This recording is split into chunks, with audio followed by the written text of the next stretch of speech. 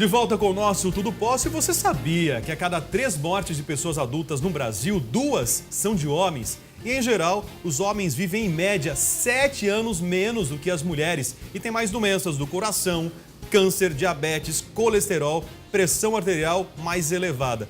Para falar sobre saúde do homem, Dr. Egídio, urologista, está com a gente aqui hoje. Dr. Egídio, eu confesso, eu não lembro qual foi a última vez que eu fui no médico para fazer um check-up geral. O homem não é? tem essa particularidade, bem, né? Bom, a mulher, a gente tem que se espelhar em vocês. Então. E eu não sou o único, e é por isso que a nossa equipe de reportagem foi para as ruas, foi conversar com o público masculino e vejam só o resultado dessa pesquisa. Rafael Molina, agora é com você. Maria e Rafa, saúde masculina. O que será que vem na mente das pessoas quando se fala em saúde masculina? Vamos descobrir? Não faço ideia. Nossa, é difícil. Trabalho, capote, não ter vício. Bom, como vocês viram, parece que os homens não sabem muito bem do que se trata de fato cuidar da saúde masculina. Agora, vamos saber se eles têm ido ao médico? 1 ano atrás. 15 dias atrás. Faz 1 ano mais ou menos. Foi em novembro de 2013. Para cuidar do quê? Dermatologista. Eu fiz uma cirurgia cardíaca, eu estou há 8 meses de uma cirurgia de 3 safenas e uma válvula, então eu tenho que fazer um acompanhamento periódico. Eu tava ruim, tava passando mal, precisei ir no médico. Porque eu faço periódico, anualmente. Então, todo mês de novembro eu vou ao médico. Então é uma vez por ano no mês de novembro. Exatamente. Agora vamos especificar um pouquinho mais essa pergunta. E ao urologista, você tem ido? Sim. Você vai de quanto em quanto tempo? Agora, atualmente, vou de ano em ano. Sim, Com quantos anos o senhor fez a sua primeira visita ao urologista? uns 55. Já. Eu fiz com 55, mas eu fazia aquele exame de sangue, né? Agora o urologista mesmo tem um... Já fiz. Tô com 49, eu fui com 40 por aí. O senhor então recomenda que os homens a partir dos 40, que é a idade recomendada, passem a visitar o urologista. Sem problema, sem preconceito. É um protocolo, né? É isso aí. Olha que surpresa, todos os homens disseram que já foram ao urologista sem maiores problemas. Será que eles estão falando a verdade? Vamos falar um pouquinho com as esposas agora? Já, ele vai todo ano. Sim. Foi você que a incentivou a ir ou ele teve coragem e vontade própria e foi fazer a primeira visita? Os próprios médicos dele, né, falando check-up todo ano, aí ele faz desde os 50 anos. Qual era a resistência que ele apresentava? Por que ele não gostaria de ir? Você teve que incentivar para ele então ir? Eu acho que todo homem, né, tem uma certa resistência. Quantos anos tem o marido da senhora? 50? Ele já foi ao urologista? Não. Não, Por quê? falta de interesse. Eu sempre falo com ele fala que por enquanto não tem nenhum problema, que ele tem certeza do que ele tem. Ele fala que qualquer hora tem que ir, mas até essa hora não foi ainda. Eu acho que é um medo e preconceito também. Bom, todos os homens disseram que iam ao urologista, né? Os que nós entrevistamos aqui. Já algumas mulheres disseram o contrário. E aí, doutor, como vencer essa resistência e esse preconceito? Doutor. Boa pergunta. Os médicos, os homens só vão aos médicos quando a dor de barriga chega, né, Maria Cândida? Qual é a idade? Porque eles falam muito assim, depois dos 50 que vão, né? Qual é a idade que o menino tem que começar a frequentar um urologista? Então, o correto, assim como leva a menina ao ginecologista, porque ela vai menstruar... É que tem 14 e 13 anos. Né? O homem também deveria ser levado na mesma idade ao urologista. Por quê? Nós sabemos que existem as varizes nos testículos, chamado varicocele, que 15% dos homens têm varicocele. 15%. E não sabem. E a principal causa de infertilidade, problema masculino. E só vai descobrir isso depois, lá quando casa, aí descobre que não pode ter filhos, é isso? Exatamente. E pode fazer alguma operação? Como que a gente resolve isso na Então, adolescência? detectando a varicocele, que são as varizes no testículo, a gente solicita um exame chamado espermograma. Todo jovem que já está na fase de ter masturbação pode fazer um espermograma. Então, tendo a varicocele, nós vamos checar se a qualidade da produção dos espermatozoides estão adequadas ou não.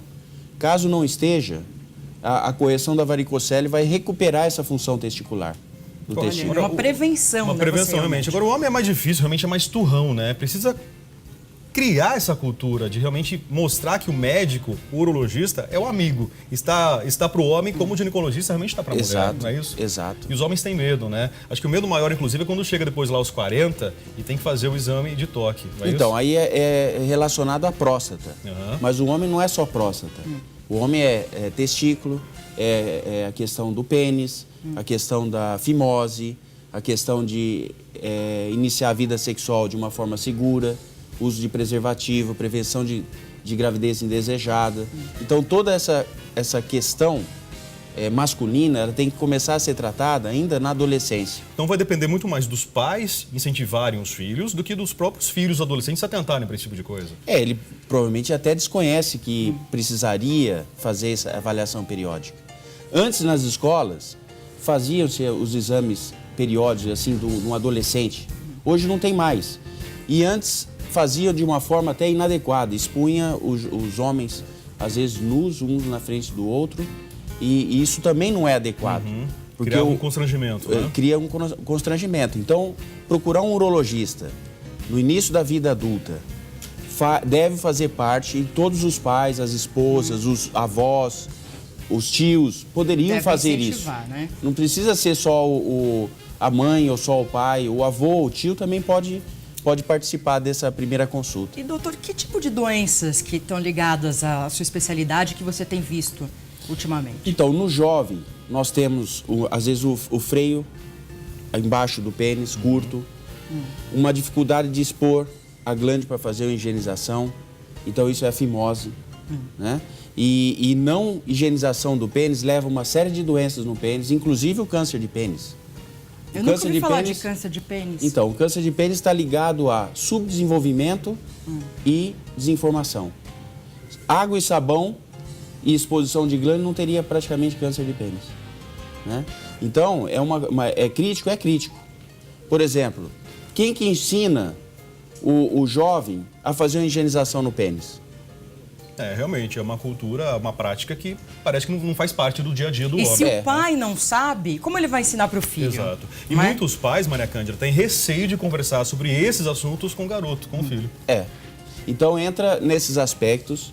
Isso, a primeira visita ao urologista poderia ser explicado, sanado esses problemas, não levar para frente. Ensinar a palpar os testículos. Uma vez por mês, durante o banho, com a água morna, que o escroto relaxa, a gente deve palpar os testículos, assim como a mulher palpa Mas qual a a mama. importância de fazer isso, doutor? O câncer de testículo, o tumor de testículo, ele incide dos 15 aos 35 anos de idade. Então, se ele detectar um caroço, um nódulo, pode-se, uma vez confirmando um tumor no início, remove-se apenas aquela região, não remove o testículo inteiro. Então, preserva a fertilidade, preserva a vida desse jovem. E outra, ele detecta varicocele, detecta a simetria dos testículos. Então, é importante ensinar esse jovem a fazer autoexame do testículo. Pelo que o senhor falou, somente esse toque, inicialmente, vai detectar isso. Então, quer dizer que é uma doença que chega de uma forma silenciosa, é isso? Ela é um nódulo sem dor.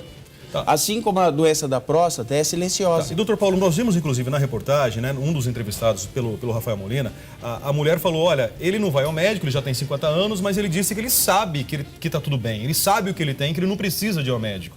Então, aí que é um erro. Aí que é um erro. As pessoas geralmente Porque são assim, né? no jovem, o tumor de testículo é um caroço indolor. Na idade já adulta, a partir dos 40, 45 anos, o câncer de próstata não dá sintomas no início.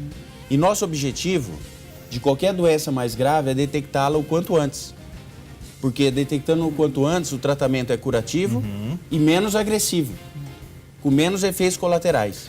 Depende, é claro, também, né? Os homens aí em casa são teimosos, são turrões. Muitas vezes, quem está assistindo também a gente, né, são as mulheres, o público feminino. Mulherada, puxa a orelha aí do marido, né, dos seus filhos e incentive-os a buscar um médico. As mulheres também têm esse papel, doutor. Com certeza. Aliás, as mulheres que muitas vezes ligam no consultório para fazer o agendamento. São elas que marcam para o marido? São elas que marcam. Marquei médico para você, segunda-feira, às 7 horas da noite, é isso? O importante é começar com os filhos, né? Você começar com os filhos, e aí esse filho vai ter outro filho e vai passar informação.